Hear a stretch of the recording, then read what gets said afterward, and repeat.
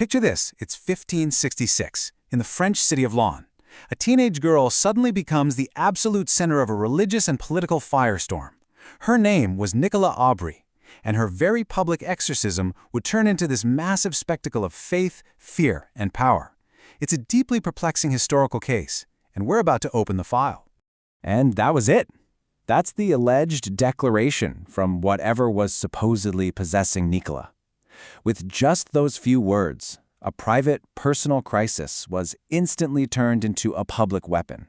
It took direct aim at the Protestant Huguenots and set the stage for a battle that was about so much more than one girl's tormented soul.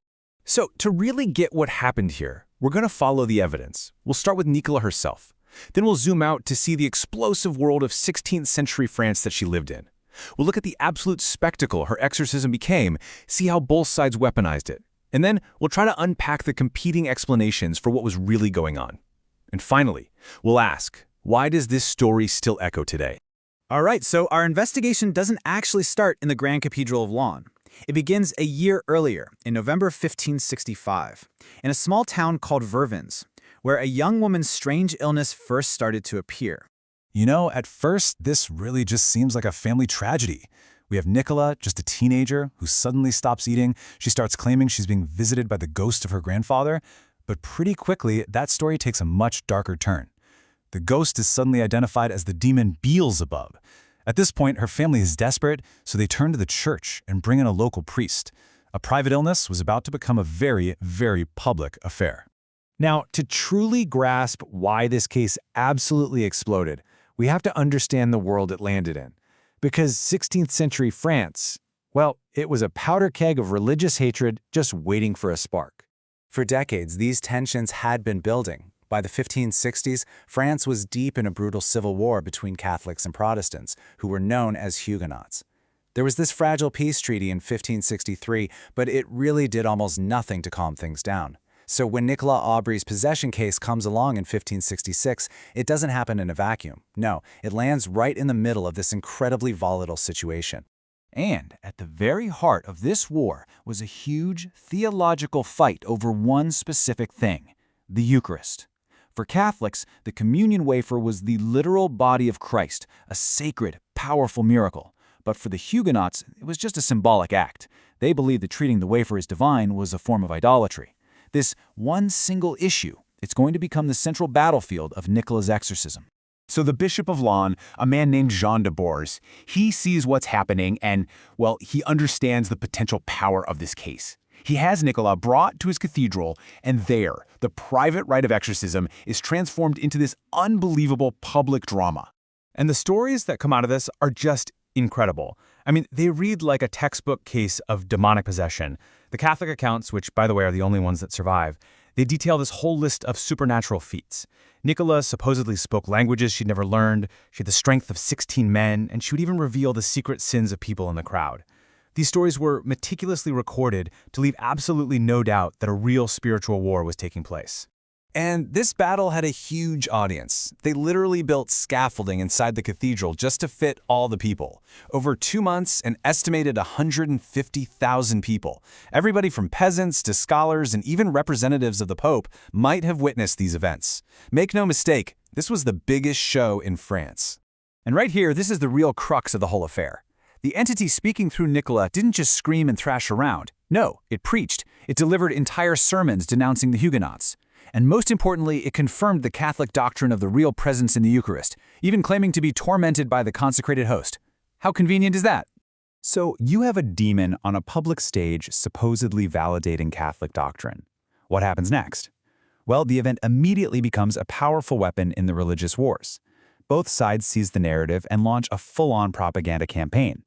For Catholics, this was everything. It was undeniable proof that they were right. It was branded the Miracle of Laon. They printed pamphlets detailing the demon's testimony and spread them all across Europe, arguing that God himself had allowed this to happen to expose the Protestant heresy. And it worked. Some Huguenots in the city were even reported to have converted back to Catholicism.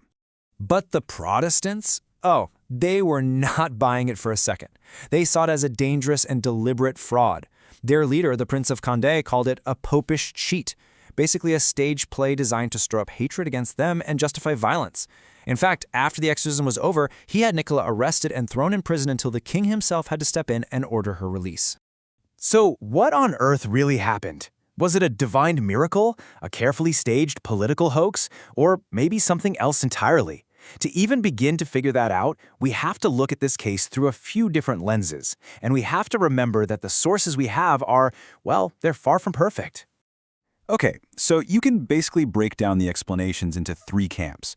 First, there's the supernatural explanation, which just takes the accounts at face value. This was a real demonic possession, and the demon's reaction to the Eucharist is the ultimate proof. Second, you've got the socio-political view, which says this was a fraud. Either Nicola was coached, or she unconsciously played a role that just so happened to be the perfect Catholic propaganda at the perfect time. And finally, there's the psychological lens. This suggests Nicola might have been suffering from something like a severe conversion disorder, where her intense mental distress was manifesting in these extreme physical symptoms, all of it shaped and interpreted by the intense religious beliefs of her time. But here is the biggest problem for anyone trying to find the truth. The only detailed accounts that survived were written by Catholics who were deeply invested in the outcome. These guys weren't trying to be objective reporters. They were soldiers in a religious war, and they were writing to persuade, to convert, and to condemn their enemies. So even with all this murky evidence, the case of Nicola Aubrey left a huge mark on history. So let's take a look at its legacy and think about how we might see it all a little differently today. The miracle of Lyon really became this landmark event of the Catholic Counter-Reformation. It was a masterclass in religious propaganda. It showed everyone how a deeply personal, spiritual rite could be turned into a powerful political tool. It's just a stunning case study of how religion, politics, and mass belief can all intersect, and how powerful institutions can shape a public narrative, a dynamic that is absolutely still relevant in our own age of information.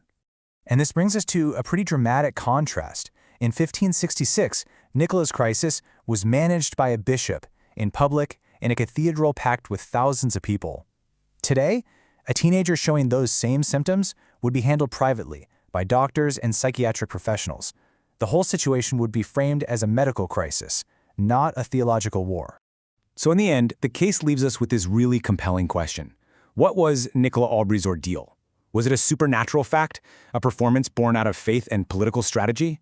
Or was it a tragic case of one person's suffering being amplified into mass hysteria? The real answer is probably lost to time, but the mystery, well, it continues to challenge how we understand the past.